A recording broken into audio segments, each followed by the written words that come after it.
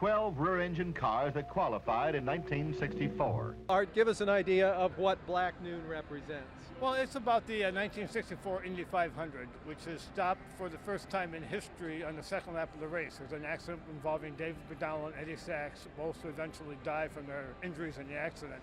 But it's really a story about the two men, Dave MacDonald and Eddie Sachs, two men very different backgrounds, their family stories, their wives, their children, really tried to bring everybody up to date on where they're at now.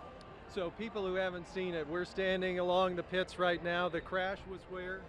Coming out of the fourth turn, Dave MacDonald pulls out to pass a couple of cars, loses control.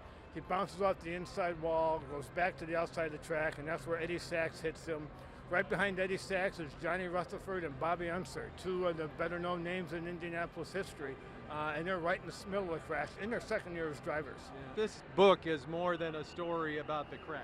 Yes, it's really, like I say, it's a story about the two men, and it's also a story about the era. I really try to capture the era of when drivers drove for $1,000 a race, when they lived in a rented basement near the track.